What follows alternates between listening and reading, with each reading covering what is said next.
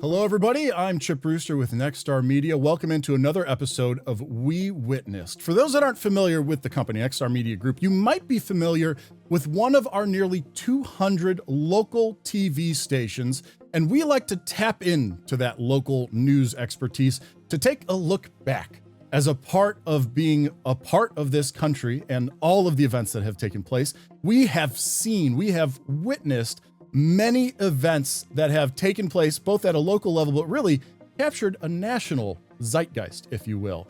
And so today we are going to be taking a look at one story from 2009 that happened in our Denver market in Colorado. Perhaps you remember it. Perhaps this is your first time hearing of it, but we are going to take you back to a day where a boy apparently floated off in a balloon. Let's watch a little bit of video. Here we go. 3, 2, 1. Whoa! Oh my God. Okay. Are you ready? Taylor! Get your Taylor now! I did! So that is a little bit of home video from the Heene family, and that is, in the moment, what people were being told the moment that a homemade weather balloon launched with a young boy inside. And so what does a local news do? They are trying to report on this story, and we have got one of those reporters joining us from our Denver station, KDVR FOX31, Mr. Gregory Nieto. I think I got it right the first time, and I second-guessed myself, Greg. You did. First time, right. But you were working in Denver as a part of Fox 31 effort, and I want to know, classic reporter question, where were you when you first heard that this was taking place, that allegedly there was a boy in a balloon floating across the Denver metro? Well, as luck would have it, I'm sitting in the same cubicle I was on that day that we saw the big balloon in the sky. We have a big screen, big newsroom, as you might imagine, and they had the live feed from our helicopter footage. And at the time, you don't know what you're looking at, but everybody, whatever they were doing, turned around and, was just looking at that huge screen. And for a second, you weren't a journalist. You were just a human being wondering, what in the world? Wow. Were you assigned then to actually go out and start and trying to capture this story? No, as news works, right? I mean, a lot of times you get assigned a story, if you will, but when breaking news develops or happens, you're quickly shifted to another story. We just finished our editorial meeting. I was sitting here again at the same desk, same computer, and we see this image on the screen at the assignment desk. We have a great assignment desk, and of course, they had initially had made some phone calls trying to figure out what we were looking at. And then I still remember our news director at the time comes racing out of her office and is like, "We got to just go. We just got to go." And so they had sent one crew to the location where this, balloon, if you will, a lot of folks refer to it, at least here in Denver, as like a Jiffy Pop image. We had one crew literally following the direction of the balloon, which was heading east from east of downtown Denver toward Denver International Airport, which is a huge, swath of just empty land, empty fields. Yeah, but also airspace with planes. And so I'm sure that's part of the thought is this thing is heading toward very active airspace. And because you don't know any better at the time, there's a chance that there's a boy on this thing. Correct. I mean, and you're hearing that, but even prior to that, there was still a window, as you were describing, where we didn't know what we were looking at, what it might be, if there was anybody inside. And so again, you're talking about protected airspace, right? So yeah, it's heading toward the airport airspace. I memean, obviously at the time we thought maybe it's a threat. So ultimately, the balloon lands. More information is starting to come out. I understand that a number of law enforcement was involved. A National Guard helicopter was following this thing. When did you begin to learn some of the context, some of the, this was a homemade thing from someone's yard and there may have been a boy on it? When did those details start to trickle out? It really wasn't that long. It was almost like a 0 to 60 moment at the time. You don't know what you're looking at, who may be inside, is it a threat? It quickly goes from that to there's a young person inside that device. And then it didn't take very much longer after that Larimer County authorities had basically told the media who might be inside and that the family was from Fort Collins, north of Denver. So it quickly went from 0 to 60. It went from we have one crew trying to track tracked down this balloon device, and then myself and a photographer were sent to the Heene home. Ah, and so now that will lead into, I think, the video that I have here, because we've got a package from that October 2009 day where the boy is a part of the story, and the information, what allegedly happened with the family, comes out. So let's go ahead and bring that up, and everyone can kind of witness along with us what you all went through. If ever there was a 6-year-old boy likely to take flight aboard a homemade flying saucer, it would be Falcon Heene. I'm really sorry I yelled at him. Yeah. We got him. Scared the heck out of us. Richard Heene is Falcon's father, the amateur scientist who built the weather balloon that he thought was carrying Falcon miles away. After all, Falcon's brothers saw him crawl into its basket. This little guy decided to keep going inside the utility compartment underneath. So anyway, this little guy got inside of it. I thought he did anyway. According to Brad said he saw it. And they said he videotaped it. We watched it back, and sure enough, he got in. But obviously, he got out. Turns out Falcon was never in the balloon's basket, but a cardboard box in the attic above his family's garage. I was in the attic, and he scared me because he yelled at me.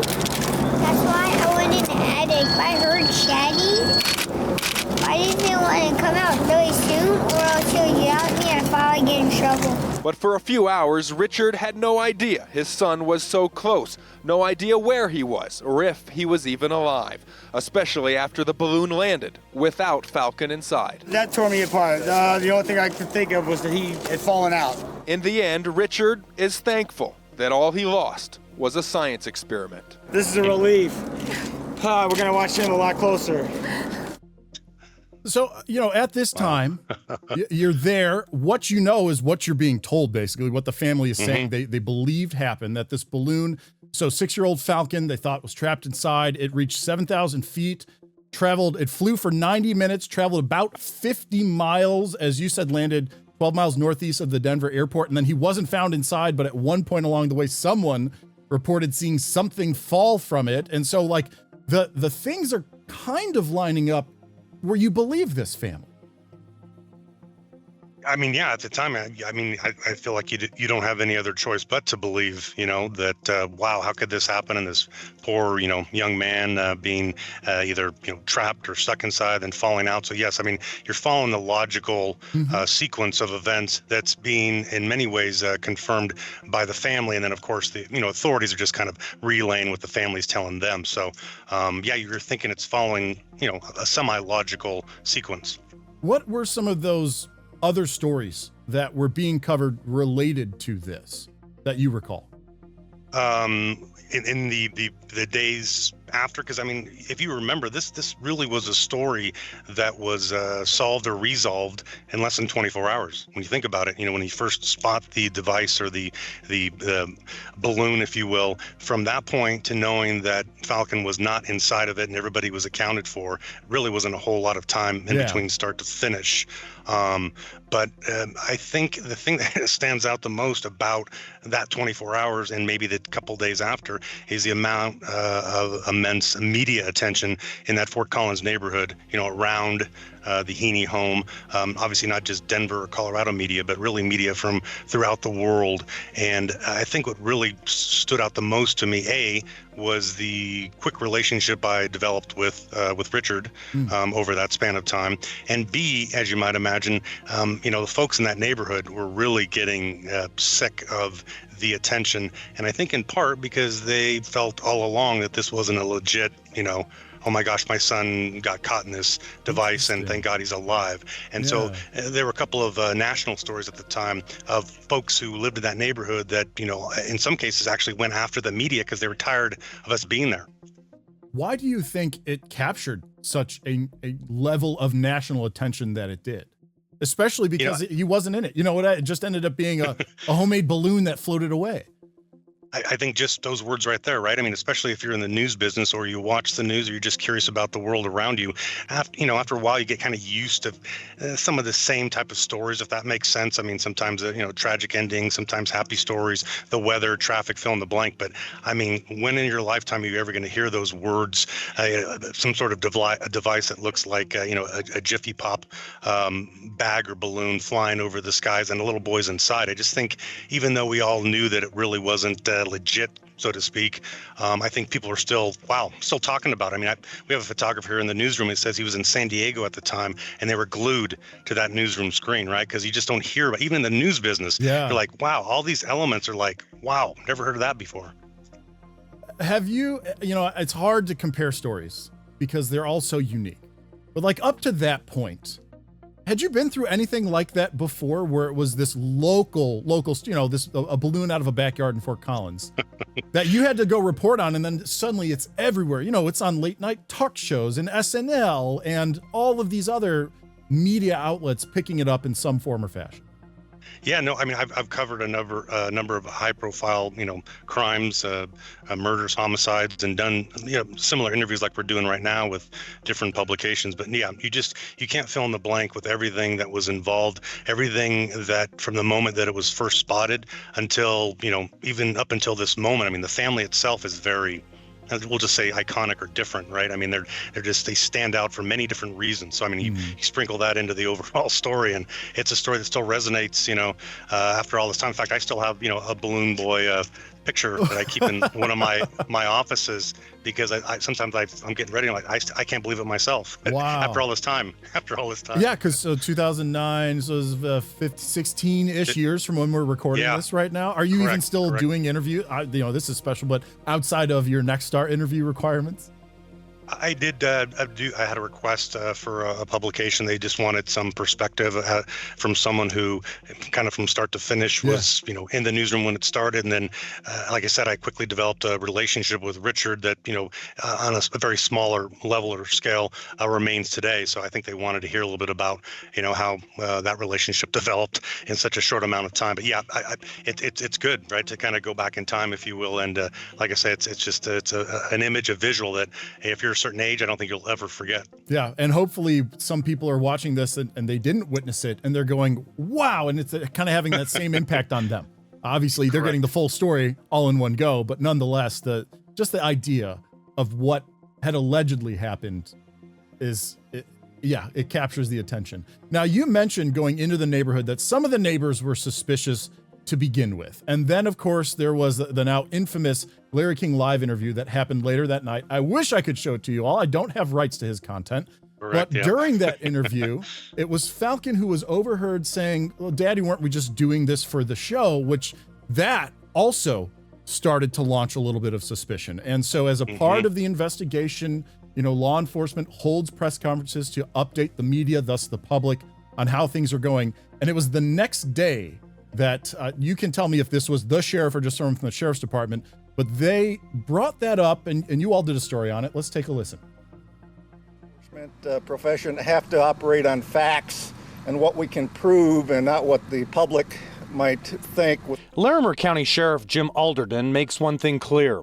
Authorities don't believe there's any hot air in the Heene family's balloon story. The suggestion to us that perhaps this boy had been coached or coaxed by his parents to hide and remain still in this attic for 5 hours during the duration of this event just seems inconceivable. But some in the public aren't quite so sure and hold on to the notion that 6-year-old Falcon's story and stay in the garage rafters is a hoax.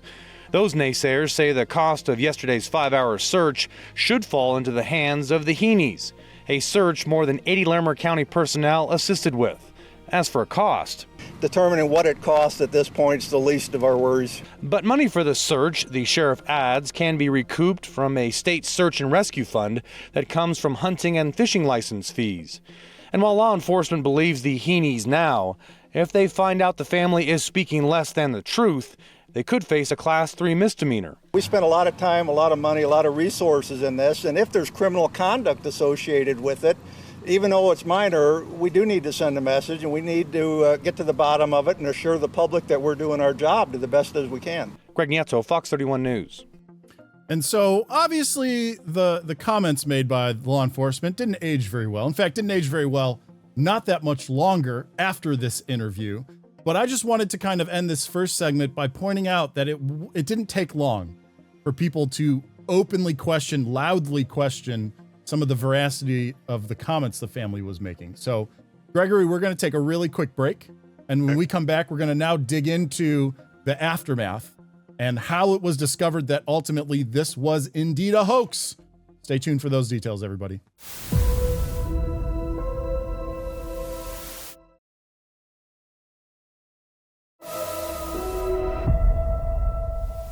Reporter extraordinaire, Mr. Gregory Nieto. He is from KDVR FOX31, and we are talking about this event from 2009 that sort of involved a boy in a balloon and the Heene family and what ultimately was found out to be a hoax. Right before the break, we'd listened to some press conference where local authorities were saying it's inconceivable that at this point they would be lying about this. So from your stance, Gregory, as the journalist, like on the story, we were talking a little bit. You were in their room that night. You had no choice but to believe them because it's what the family's saying at that point. When did it start to become suspicious for you that perhaps what they were telling wasn't quite the truth? I would just say that, we were sent up to Fort Collins, and I mean, it's part of your job, right? You got to see if they'll talk to you, knock on the door. Yeah. I'm thinking, they're not going to answer, or, take a leap, that sort of thing. And it wasn't Richard, but another family member, not his wife, but someone else who was inside, opened the door, and so-and-so, and we'll come on in. And all of a sudden, here's Richard. And I'm like, I'm shaking hands with him. And next thing you know, Richard's like, well, have a seat on the couch. You're fine.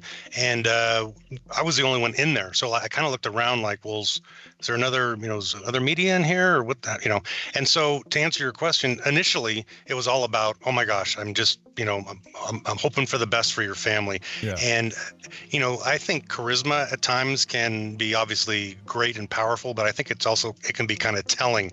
And so it was even on that couch where I'm like, boy, this seems almost too good to be true. Like, I'm not a parent, but if my kid had been involved in something like that, I can't even imagine what I'd be going through.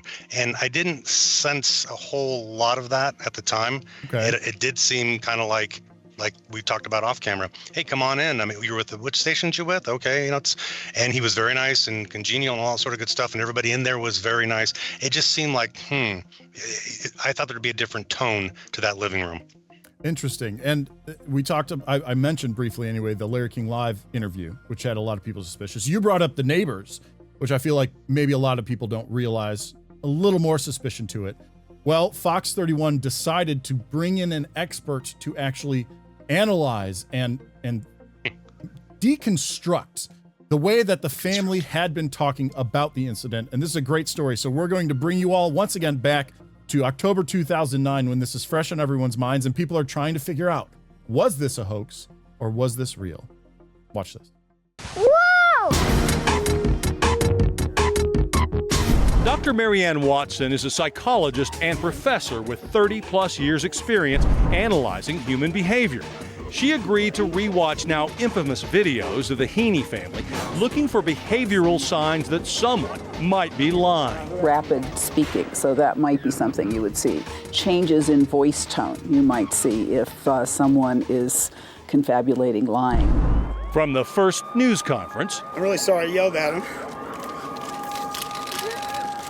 Yeah. We got him.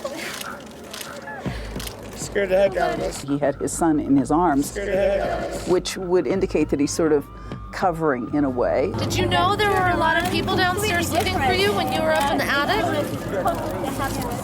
If that was in fact the exact moment when he was found, that I would have thought she would have been much closer to the child too, and hugging that child. To the crucial moment before Falcon spilled the beans. If they were relaxed, I don't think they'd be looking at their dad in quite that way. You guys said that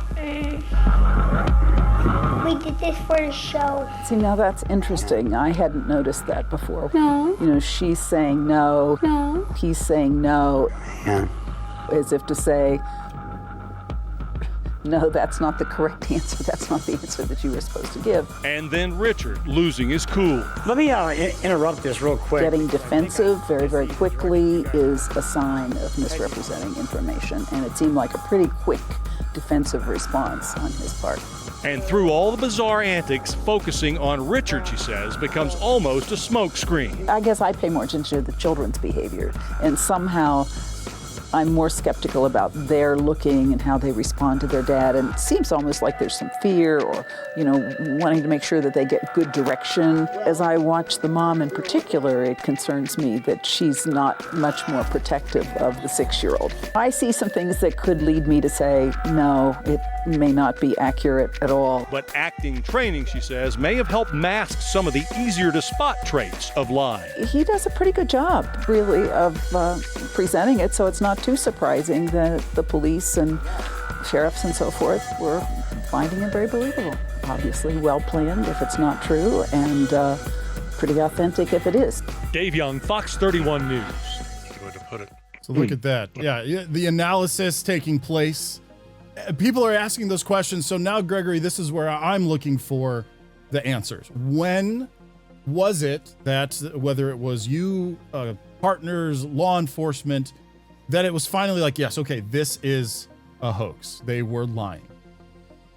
Well, I think it was the national interview that I think everybody kind of picked up on what Falcon had said in that moment. I still remember it was kind of a collective, at least within the Denver media, that, okay, well, sounds like this was all, a hoax. I mean, it was all made up, and we were all fools for believing what we thought we were seeing. Mm-hmm. And at that point, did the coverage change? Did the stories change? You mentioned you had developed a little bit, at least, of a relationship with Richard. Did the way the two of you interacted change? I wouldn't say it changed, but I think the goal collectively of the media there on the street in Fort Collins was we were all kind of calling the card, if you will. But we wanted Richard to say it. I think we desperately needed him to say, okay, you got me. This was all made up. This is all part of whatever the overall plan. I think that's what versus just law enforcement kind of turning the page a little bit. The neighbors kind of giving us we kind of told you so. Yeah. We needed him early on as the leader of that household to tell us, yep, I did it all for publicity. Well, in the grand scheme of things, the overall timeline. So the balloon was October 15. It was 3 days later, even though we heard from the sheriff the next day in that earlier clip, only 3 days later on the 18th that the county sheriff announced they had concluded that it was a hoax and that the parents would face charges. And then less than a month later, November 13th, 2009, Richard finally did what you and the other media on the street in Fort Collins were hoping for, and he had admitted guilt in court. Now, we also have a story from Fox 31 from that day, so we'll once again bring you back to 2009 so that you can witness this for yourself. Richard Heene is sentenced to 90 days in jail for the Balloon Boy hoax, but he will only serve 30 days behind bars.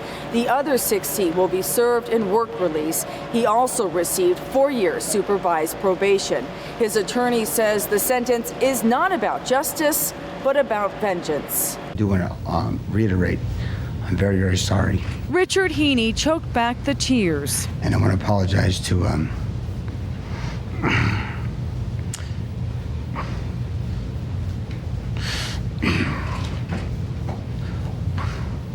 all the rescue workers out there. As he apologized for the first time for the Balloon Boy hoax that took us all for a ride. The people that got involved in the community. But his words did little to sway the judge. This, in simple terms, was an elaborate hoax. He sentenced Richard Heene to 90 days in jail. This was all done for the purpose of making money. And handed down a 20-day jail sentence for his wife, Mayumi.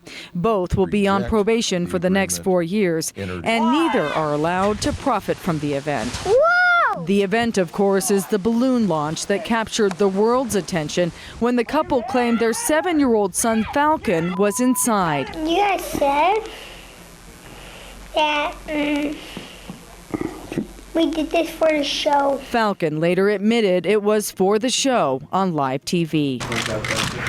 The Heenes stayed silent as they left the courtroom, surrounded by the media attention they so desperately sought. You wanted the attention, you got it now. It was the same reaction we got when we confronted them on the elevator. Do you have anything at all to say? Sorry. When they pleaded guilty last month to the criminal charges against them. Is there a reality series in your future? It's not the way the Balloon Boy story was supposed to end, but now it appears the final chapter will be written in jail. Richard Heene will report to the detention facility on January 11th so he can wrap up some unfinished business.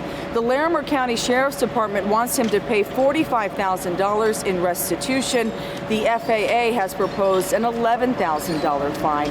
It's unclear how much the couple will have to pay. That will be decided at a different hearing at a later date. In Larimer County, Heidi Hemmett, Fox 31 News. And so that, of course, video from the sentencing, but as she mentioned, it was a month earlier that the actual guilty plea was submitted.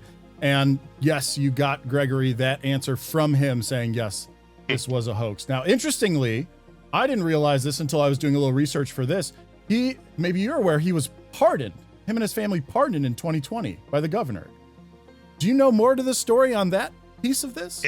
I vaguely remember that from the time of the incident, if you will, but that's about as far as I remember it going back that far. Gotcha. Yeah, no, I read that it was Governor Jared Polis, December 23rd, 2020, pardoned the family officially for that hoax. So something more to find out for those out there. Now, we have like a minute left, and I want to wrap this all up by just showing. We won't play the whole package, but I'll show this last piece of clip.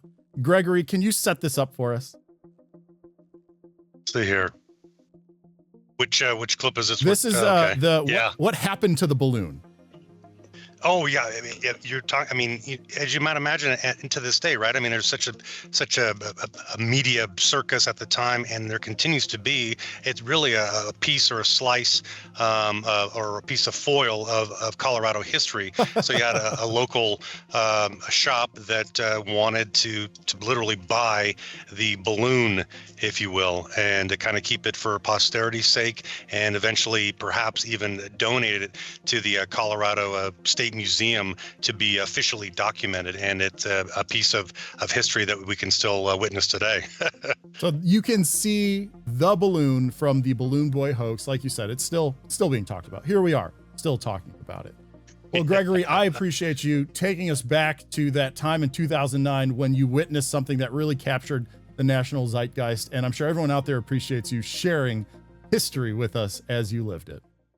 Appreciate going back in time. It's, again, an afternoon I'll never forget. Excellent. Well, thank you again for reliving it, and thank you to everyone out there that joined us for another episode of We Witnessed. I hope to see you next time.